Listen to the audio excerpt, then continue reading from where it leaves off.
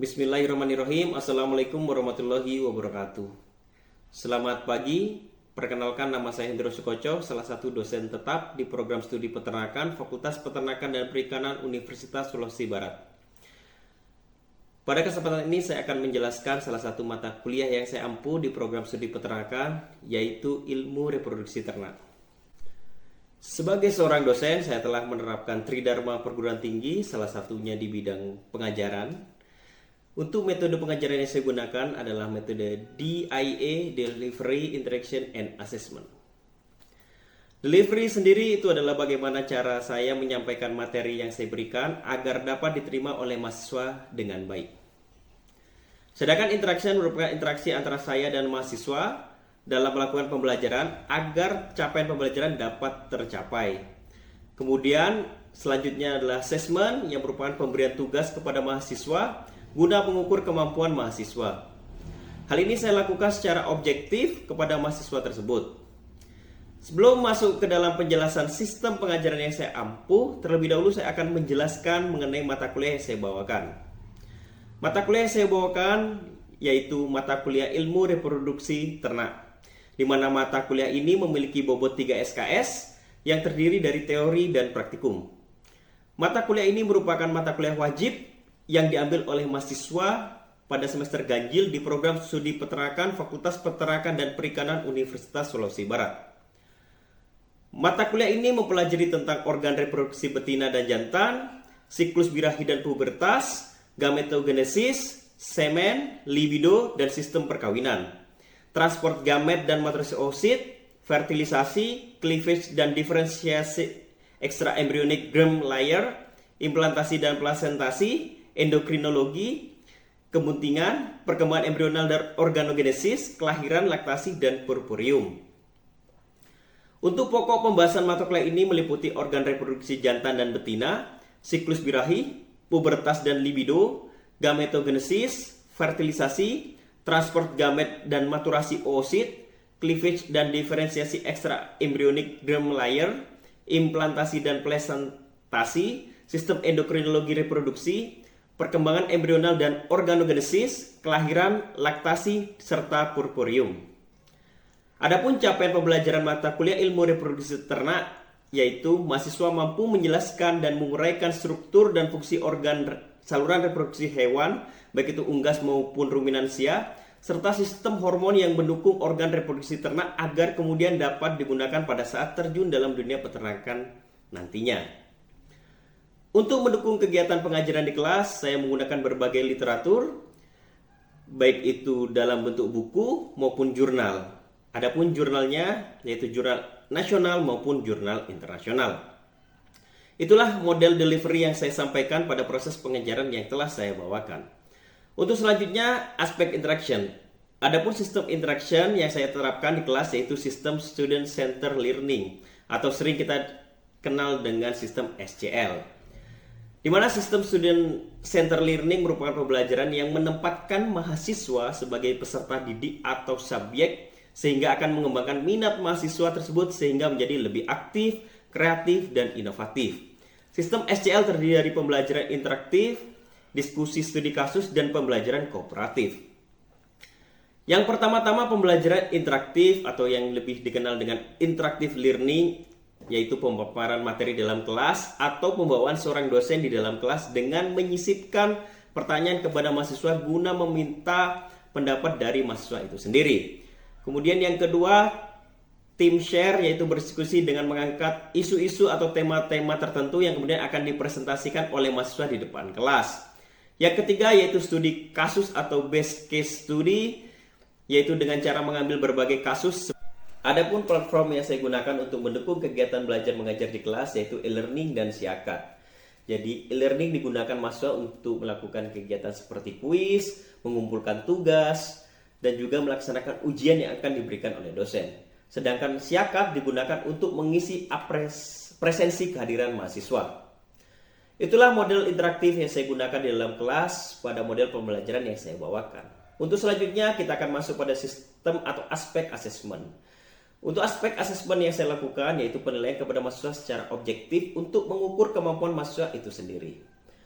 Adapun poin-poin penilaian yang saya terapkan mengacu pada RPS mata kuliah ilmu reproduksi ternak, yaitu sebagai berikut. Yang pertama adalah partisipasi atau kehadiran 10%, keaktifan dan etika 15%, tugas terstruktur 15%, tugas kelompok dan presentasi 20%, UTS 20%, serta UAS 20%. Hasil asesmen yang saya lakukan dengan harapan mahasiswa dapat mengikuti proses penilaian yang saya lakukan secara objektif kepada mahasiswa untuk mengukur kemampuannya secara mandiri. Demikian pemaparan 3 aspek yang saya terapkan dalam proses pengajaran, yaitu delivery, interaction, and assessment. Selanjutnya, saya akan menampilkan proses pembelajaran yang biasa saya lakukan di dalam kelas secara luring atau tatap muka. Selamat menyaksikan, terima kasih. Wassalamualaikum warahmatullahi wabarakatuh. Oke, assalamualaikum warahmatullahi wabarakatuh. Waalaikumsalam warahmatullahi wabarakatuh. Jadi kita belajar mengenai organ reproduksi jantan dan spermatogenesisnya. Jadi minggu lalu kita sudah membahas RPS-nya ya, di mata kuliah ilmu reproduksi ternak. Jadi sekarang kita akan belajar mengenai ilmu reproduksi jantan dan spermatogenesis. Nah, ini adalah subjek PRK-nya. Jadi diharapkan kalian setelah mendapatkan materi ini ya, mahasiswa mampu menyebutkan dan menjelaskan organ reproduksi jantan serta fungsi dan proses spermatogenesis ya. Jadi proses spermatogenesis adalah proses pembentukan dari spermatozoa. Nah, ini ya. Jadi ini anatomi dan fisiologi alat kelamin jantan. Jadi organ kelamin jantan yang utama gitu ya, pada ternak sapi jantan, kambing jantan, domba jantan itu adalah testis. Ya. Ada yang sudah tahu apa itu fungsi dari testis? Ada yang tahu? Ya. Menghasilkan spermatozoa dan menghasilkan hormon Testis. Jadi saya luruskan, betul apa kata Gabriel bahwa testis itu fungsinya untuk menghasilkan spermatozoa dan juga hormon. Hormonnya hormon apa? Hormon testosteron. Ya, kalau hormon progesteron itu ada di ternak betina.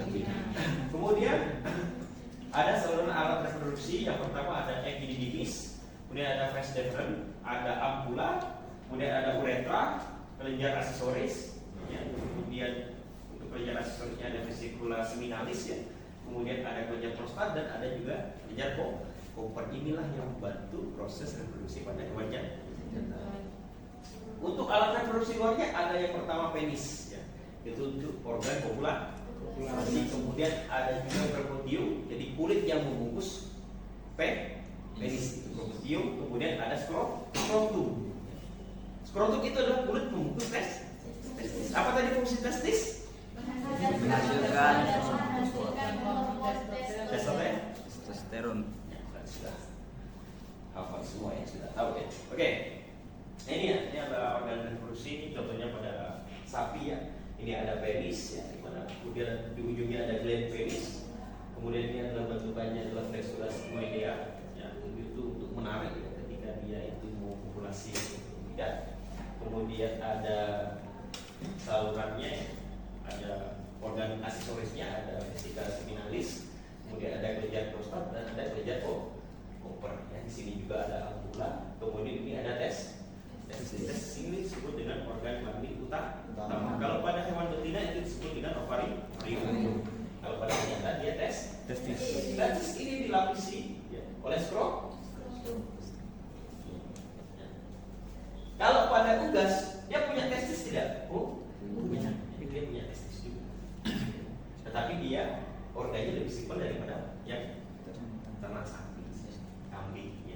Cuma ada testis ya, kemudian ada ductus deferens ya, kemudian ada proctodeum dan ada kloaka. Kalau pada sapi jantan tempat pengeluaran spermatozoanya itu adalah penis. Sedangkan kalau pada unggas itu disebut dengan kloaka. Jadi kloaka itu tidak hanya untuk mengeluarkan spermatozoa, tapi bisa mengeluarkan urin ataupun feses pada unggas. Nah, untuk organ testis ya, baik itu ukuran, bentuk, ya, posisi itu setiap ternak itu berbeda-beda. Walaupun secara keseluruhan susunannya itu sama, fungsinya sama. mau itu ternak jantan, sapi jantan dengan sapi atau kambing jantan itu fungsinya sama. Jadi tidak ada bedanya. Ya, walaupun mungkin ukurannya berbeda ataupun bentuknya ataupun juga posisinya. Nah ini ya, kalau pada sapi, domba ya, itu dia vertikal ya, dia vertikal. Ini dia vertikal. Kemudian kalau pada babi itu dia itu dorsoventral ya, dorsoventral agak miring. Kemudian pada kuda mirip longitudinal. Jadi berbeda posisinya antara kuda dengan domba, kuda dengan babi. Beda tidak? Beda ya. Tetapi fungsinya sama. Testis itu bisa bergerak dengan bebasnya. Itu karena digantung oleh korda spermatika. Apa itu korda spermatika? Itu yang menggantung testis. Yang menggantung testis. Ada apa sih isinya korda spermatika? Ada pembuluh darah, ada limfe, ada saraf, ada vas deferens. Jadi mana? Singkat tanya Pak. Ya. Jadi kan misalkan sapi yang memiliki satu testis, apakah bisa memiliki satu? Oke, bagus. Apa? Kalau seumpama, ya kan, testis sapi mempunyai testis ini bisa juga karena genetik, sehingga testis itu tidak bisa turun, ya kan, tidak bisa turun secara sempurna, ya kan. Nah, apakah dia mampu membuahi sel telur atau mampu menyebabkan kebuntingan gitu ya pada organ betina? Masih mampu, karena masih ada satu yang berfungsi. Tetapi kalau dua-duanya tidak ada, baru tidak bisa turun. Ya, makanya pentingnya kita memeriksa kalau kita ingin membeli ternak, dan berisiko, ya kan? Paham ya? Oke, kita tarik. Ya, ini namanya testis. Kalau kita lihat, kita potong gitu ya. Nah, ini testis. Di testis itu tidak hanya ada skrotum, ada yang lapisan namanya ada tunika albugeni. Kemudian ada di luarnya ada tunika vaginalis. Nah di sini ada bentukan itu, bentukan seperti PAW disebut dengan lobulites testis ini. Kalau lobulites kita lihat ada seperti kayak berkelok-kelok yang disebut dengan tubulus seminiferus. Ya, tubulus seminiferus. Dia yang menghasilkan spermatozoa. Jadi kalau saya bertanya, di mana spermatozoa itu dibentuk? Ada di mana? Di tubulus seminiferus. Nah, selain itu di sini ada epididymis. Kemudian dia berkelok-kelok menuju ke atas, itu disebut dengan vas deferens. Kita fokus ke tubulus seminiferus ya. Kita perbesar tubulus seminiferus seperti ini. Tubulus seminiferus. Di sini ada beberapa lapisan ya. Yang paling luar namanya tunika propria. Dia mengandung fibroblast. Fungsinya untuk apa? Untuk transportasi spermatozoa. Kemudian ada lamina basalis. Kemudian ada di dalamnya itu adalah lapisan epitelium. Nah, di lapisan epitelium inilah dia mengandung dua sel. Yang pertama sel spermatogonium, yang berikutnya adalah sel sertoli. Nah, ini spermatogonium. Apa itu spermatogonium, Pak? Jadi spermatogonium itu adalah cikal bakal menjadi spermatozoa. Ya.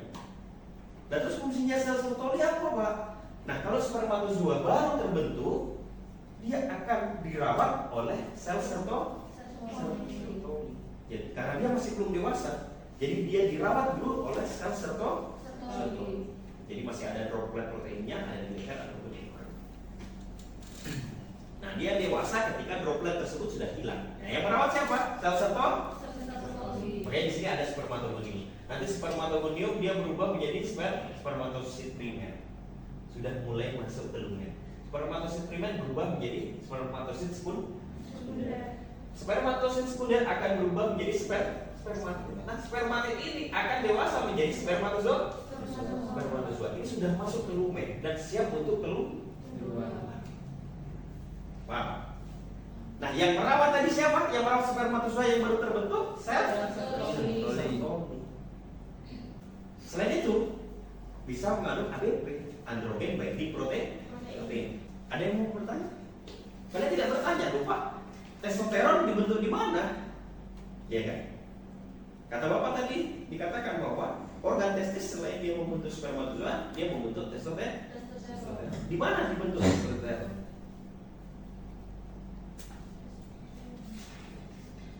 Nah ini, ya. Saya katakan tadi, yang bentuknya piramid ini adalah lobulites. Di antara lobulites ini ada sel yang berbentuk poligonal yang disebut dengan sel Leydig ataupun sel interstisia yang berfungsi untuk menghasilkan sel spermatozoa.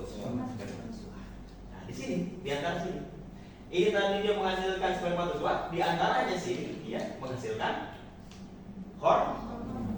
Hormon apa? Testosteron. Ada yang menanyakan? Silakan. Sebelum saya lanjut. Ada nggak Pak yang namanya dehidrasi hormon testosteron? Kalau dehidrasi, maksudnya dehidrasi itu bagaimana? Kekurangan hormon testosteron? Iya, Pak. Pasti ada, ya kan? Dia kekurangan hormon testosteron, apa yang terjadi? Akan mempengaruhi libido dari ternaknya. Jadi dia ogah-ogahan untuk dia melakukan perkawinan. Ya. Defisiensi hormon testosteron. Baru kita kasih hormon testosteron supaya libidonya juga bagus. Oke, sekarang spermatogenesis. Spermatogenesis adalah proses pembentukan spermatozoa. Ada dua. Ada spermatogenesis, ada spermiogenesis. Ada dua tahapan. Kalau dia spermatogenesis, jadi dia berubah. Kan tadi saya katakan bahwa di tubuh seminiferus ada namanya spermatogonium. Ya, dari spermatogonium tersebutlah akan berubah menjadi spermatosit primer. Dari spermatosit primer akan berubah menjadi spermatosit sekunder. Dari spermatosit sekunder akan berubah menjadi spermatid. Itulah yang dimaksud dengan proses spermasitogenesis yang diinisiasi oleh hormon FSH. FSH itu adalah follicle stimulating hormone. Ini juga tidak hanya ada di pejantan, tetapi ada juga di betina.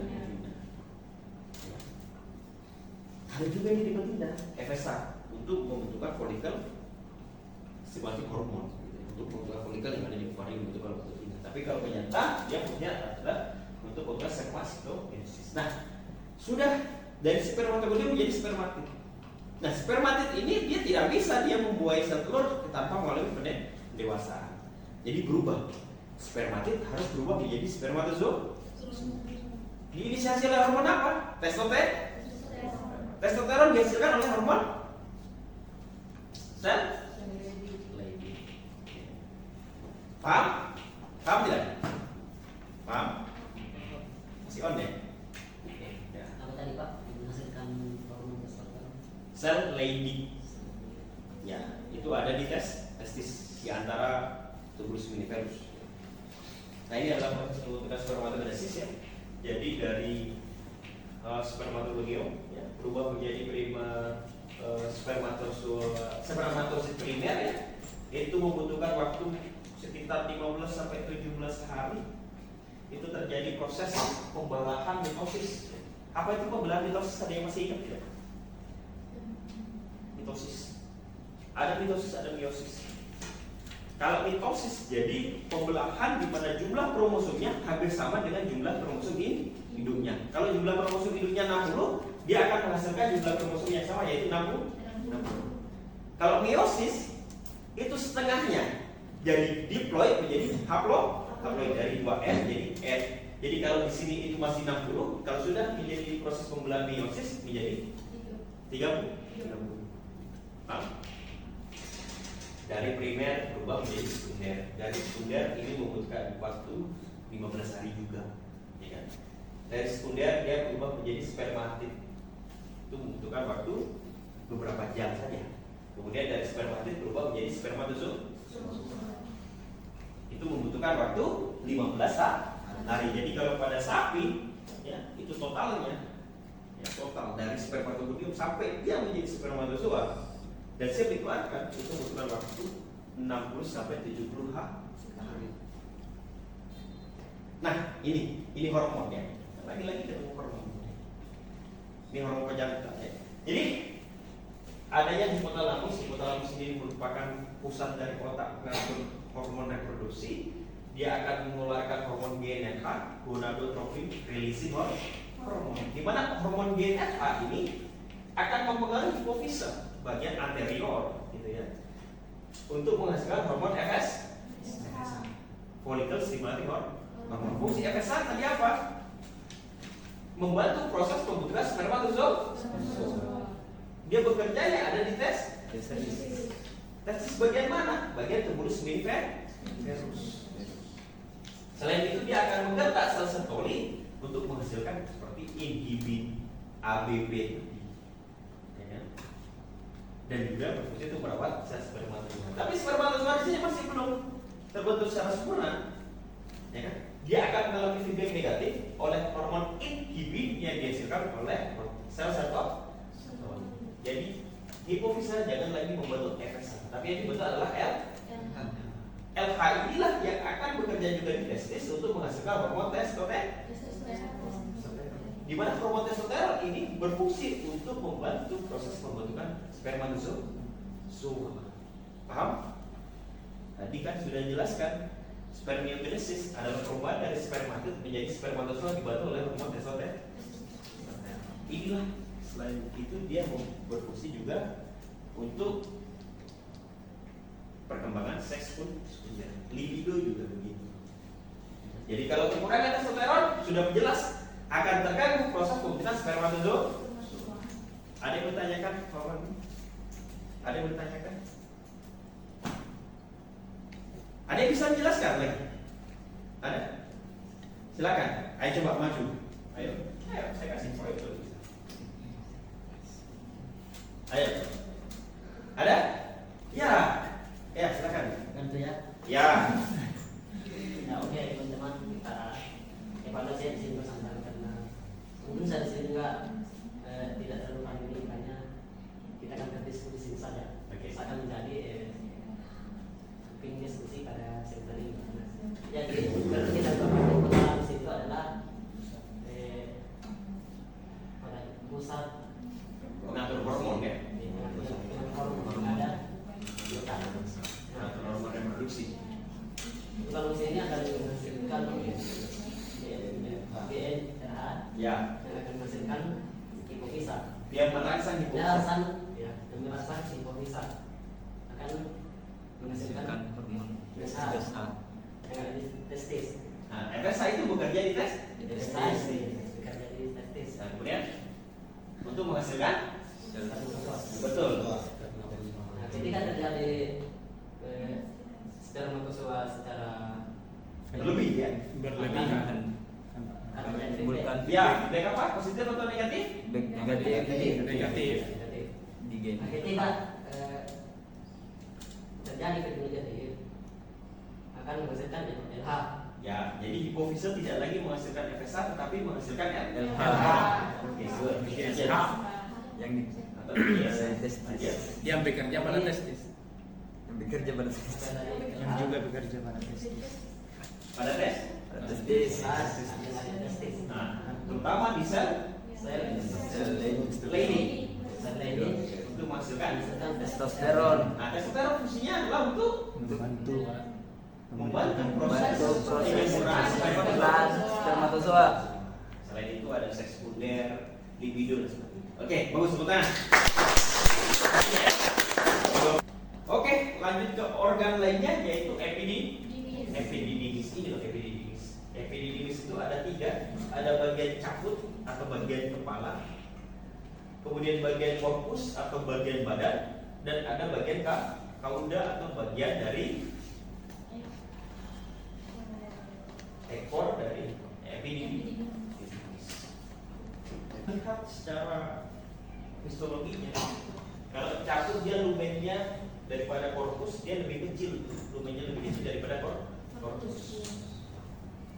Lebih besar lagi ada di kauda. Kok bisa Pak? Karena di kauda ini berfungsi sebagai tempat penyimpanan sementara spermatozoa. Tempat penyimpanan spermatozoa sementara. Makanya tempat menampungnya lebih besar daripada caput dan korpus.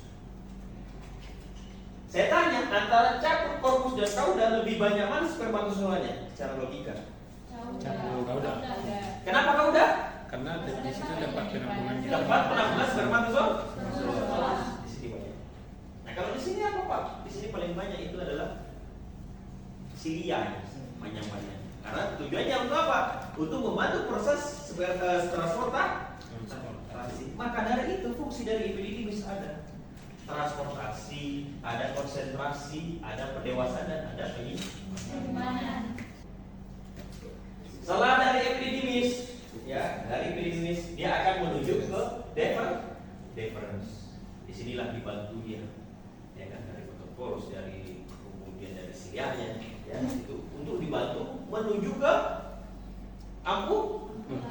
Pas deferens itu sebagai tempat transportasi. Ampula di sini. Kalau Pak ini ampula ya, ini ampula. Dari vas deferens naik ke atas menuju ampula. Di ampula sinilah baru dikasih satu zat, ya, zat namanya asam sitrat dan fruktosa yang berfungsi untuk kelangsungan hidup dari spermatozoa. Kemudian di sini juga ada namanya kelenjar prostat, itu hampir sama. Kemudian ada namanya vesikula seminalis, itu untuk membantu juga. Ada kalium dikasih, ada proteinnya yang dikasih, ada fruktosa, ada asam sitrat. Tujuannya sama, untuk menjaga kelangsungan hidup dari spermatozoa. Jadi ada beberapa kelenjar pelengkap aksesoris, ada vesika semilular, ada prostat, dan ada kelenjar Popper. Loh, apa yang fungsinya kelenjar Popper, Pak? Jadi sapi, ketika mau kawin, ya kan ini keluarnya spermatozoa ini kan jadi satu dengan urin, betul tidak? Melalui uretra, betul tidak? Iya kan? Melalui satu lubang yang sama. Nah, spermatozoa itu harus steril, tidak boleh dia terkontaminasi oleh urin. Makanya sebelum spermatozoa ini keluar, dibersihkan dulu uretranya. Siapa yang membersihkan? Kelenjar Popper. Makanya sebelum kawin itu kalau kalian lihat ibu sapi itu ada cairan yang menetes dari penisnya, itu disebut cairan kelenjar Popper. Paham? Kemudian penis, apa fungsi dari penis? Sebagai organ populasi. Apa itu populasi? Kawin.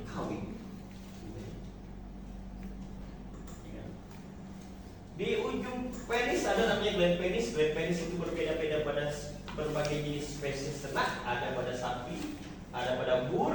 Bur itu pada babi ya. Babi itu dia melingkar-lingkar di atas membuka botol, pernah lihat buka botol begini. Kemudian ada pada kuda, ada pada domba. Ini gland penis. Di gland penis ini banyak sekali mengandung saraf. Untuk tipe penis itu berbeda-beda. Ada yang fibroelastis, ada tipe vaskuler. Kalau fibroelastis ada pada sapi, kerbau, kambing, domba, dan babi. Kalau tipe vaskuler ada pada kuda, gajah, dan primata. Loh, apa yang membedakan, Pak? Kalau fibroelastis, mau dia ereksi dan tidak ereksi, dia itu besarnya hampir sama. Mungkin perbandingannya 3:2. Kalau 2 itu sebelum ereksi, setelah ereksi jadi 3. Jadi dia sangat sedikit perubahannya. Karena apa? Karena dia adanya flexura sigmoidea. Tipe vaskuler, kalau tipe vaskuler ada pada kuda, gajah, dan primata. Perubahannya antara dia sebelum ereksi dan setelah ereksi itu bisa 2 kali lipat karena dia tidak mempunyai flexura sigmoidea. Ada yang ditanyakan sebelum saya akhiri perkuliahan hari ini? Ada yang bertanya, silakan. Sudah paham semuanya? Sudah, Pak. Mau bertanya?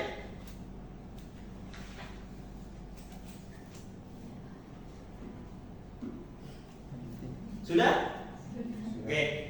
Jadi sebelum saya akhiri, jadi ada tugas ya.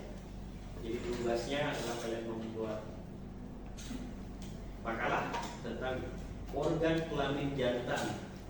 Ya. Silahkan pilih, bisa pada unggas, bisa pada mencit, bisa pada kambing, bisa pada domba. Ya. Dibuat ya. Bisa. Oke? Kita nanti kumpul minggu depan. Ya, oke? Oke, kalau ada yang bertanya saya akhiri perkuliahan hari ini. Wassalamualaikum warahmatullahi wabarakatuh. Waalaikumsalam warahmatullahi wabarakatuh.